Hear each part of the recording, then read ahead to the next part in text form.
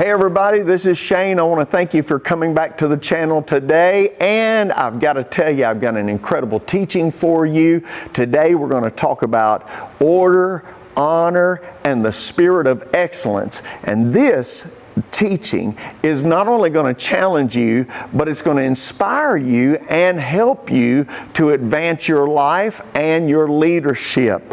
Now, this is going to be a quick, hard-hitting teaching, so I want you to lean in today as I give you 4 or 5 very key principles that I've learned in 35 years of helping organizations all over the world of how to build the right culture. Number 1, here's your first key. You need to realize that order is what creates the flow of favor. Order creates the flow of favor. Now, a lot of people look at order as restrictive, but I want to encourage you today that order isn't a cage, it's actually a current that allows things to flow, and specifically the favor of God to flow on your organization. It is the thing that moves vision from concept to total completion. So don't look at order in your organization as something that is restrictive. It actually is something that creates a free-flowing environment for you.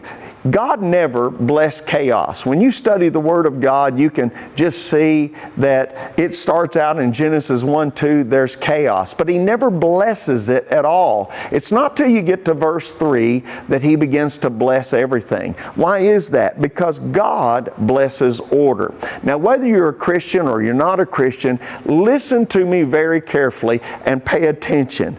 No order, no flow. No flow, no favor on your life. So just get that down and put that in your heart, because I can promise you it is the truth. Where there's no order, creativity actually becomes confusion. Now, I'm a Christian and I lead from that perspective, and the Bible says where there's confusion, there's every evil spirit. Now, I want to say something that's sometimes it's going to rub some of you the wrong way.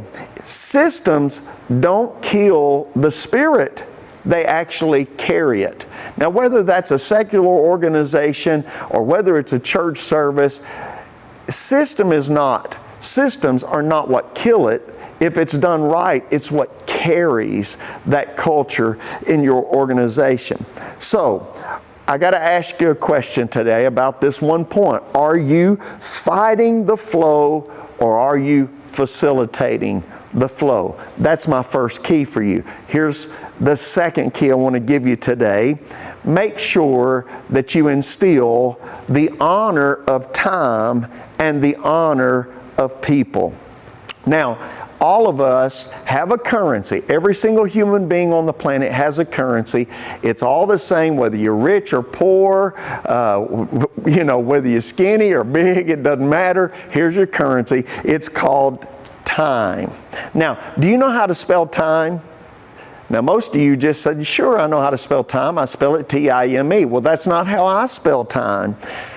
Time is honor that is spelled out in hours and in minutes. Now, when you waste time, you actually waste trust. I want you to hear what I just said there. When you honor time, you actually build trust.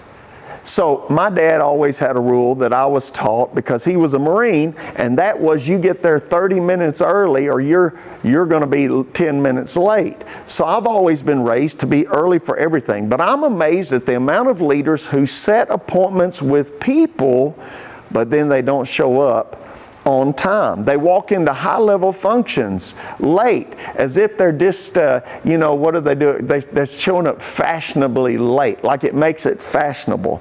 But let me just give you something that you need to understand. Punctuality preaches louder than passion. Punctuality preaches louder than passion. A leader that respects schedules becomes a leader that actually respects people. When you show up late for an appointment, you're saying to that person that your time is more valuable than their time, but time is equally valuable to us all. So let me just give you a closing challenge here. As a leader, always, always, always, always, always show up early, show up prepared, and protect the clock like you protect your credibility. Because the clock and your credibility, they actually go together. All right? Let me give you the third key. The third key is make sure that you prepare, because preparation is proof of respect. You know, I've never ever in my entire life, 35 years of preaching full-time, speaking in organizations, doing motivational talks for businesses, I've never one time showed up unprepared. Anybody that knows me, they know I always show up over prepared. I've got too much to say and not struggling to try to figure out what to say. Why do I do that? Because preparation isn't extra work. It's respect in action. And so poor preparation puts pressure on everybody around you. If I'm unprepared, my media team gets under pressure. All of my sound people, they get under pressure. The people that are helping me do my job, they're under pressure.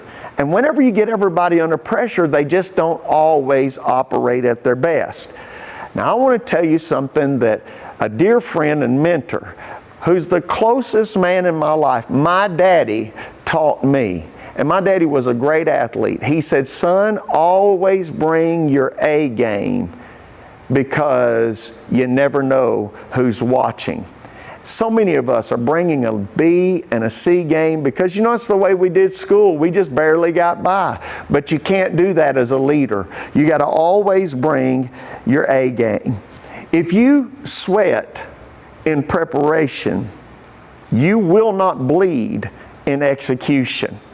So prepare, prepare, prepare, because the sharpest teams don't just move fast, they move prepared. People are trying to move fast, but it doesn't look good if it's unprepared. So here's what we do. We try to double check, we try to preload, we try to anticipate every single problem that we might face, so that when we move forward, we always move prepared. I want to encourage you to do the same. All right, here's your fourth key. Remember that excellence is the culture that we carry. Excellence in any organization is not just a result. It's actually a reputation. It is your reputation. Now let me just settle a myth. Excellence is not being the best, because there's always somebody better than you. That's just the truth about life. There's always somebody more gifted. There's always somebody faster. There's always somebody smarter. So excellence isn't about being the best. It's about being the best that you can be in the situation and with the resources that you have. The standard that you walk past is the standard that you accept. So people will tell you, when I pull up on my parking lot here, we have a large parking lot, I'll pick up trash. It's not my trash, it's other people's trash. I pick up trash. Why do I do that? Because if I walk past that, then it's the standard that I have made an agreement with that I'm going to accept. Now, excellence, again, is not about perfection. There's no such thing in leadership.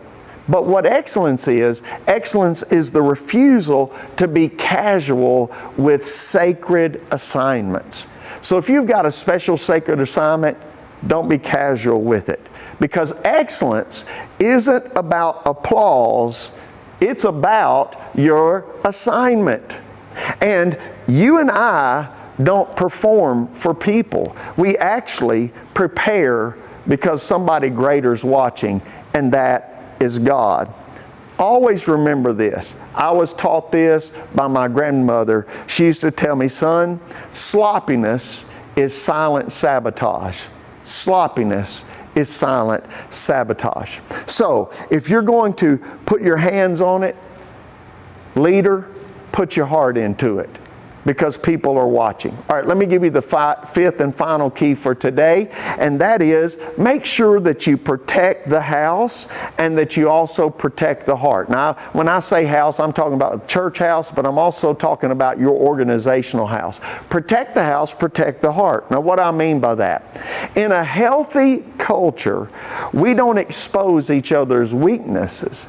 We actually help cover those weaknesses. See, in every team, there's always a weak link in the chain. But we don't go around exposing those weak links. We have a responsibility to help strengthen them. There's something in my life that you need because you're weak and I'm strong there. There's something in my life that I'm weak in and you're strong in, and I need that as well. And God has created life to be that way. Life is too hard to do alone. You hear me say that all the time. You need good people around you. So, protection is a mindset. Now, in the church setting and in the corporate setting, I'm not advocating protecting evil. I'm not advocating protecting wrongdoing. I'm not talking about that. I'm talking about just simple leadership mistakes. So what we do here is we guard the unity the best we can. We guard the atmosphere of our church the best we can. And we try to guard each other as leaders. We try to guard each other's credibility. Now, sometimes that means doing an intervention if you see somebody heading down the wrong path that'll destroy the culture that you've tried to set for your organization. You see, you don't get stronger by tearing each other down.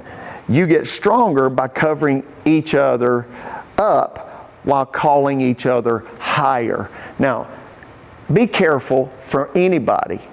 Be careful of anybody who is always climbing the ladder at another person's expense. I run from those people. You as a leader are one of two types of people. You either are the ladder that people are climbing to go higher, or you're climbing the ladder and using people. I made up my mind, I want to be the ladder and help people go to a higher level. Your excellence is private, and it is what gives you your credibility in public. So, when we talk about excellence, we're not talking about putting on a show or a pretty face. This is not the facade. This is actually the heart. This is the reason I said protect the house, protect the heart. So make sure that privately you have the heart of excellence and it's not just a public thing, because eventually it'll all fall apart. You can't keep the charade going that long. So be the protector, not the projector. Be the protector, not the projector. Protect the house, protect the honor, protect the mission, most importantly, protect your heart. All right, I want to close today by giving you a couple challenges. Number one, I want to tell you, listen, this is so important. If you forget everything I've said in this teaching, this is the number one thing that I want you to get. You can build a brand by marketing, but you build a movement by culture.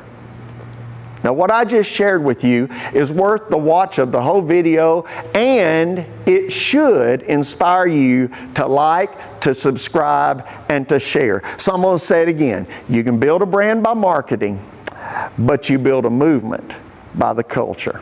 So order, honor, preparation, protection, excellence, all of this is extremely important. And that is how you and I move from just doing work to doing something that's worthy of a legacy.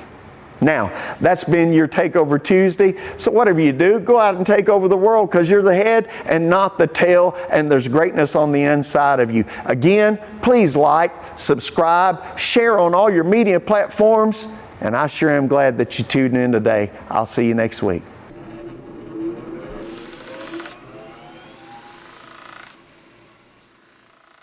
you.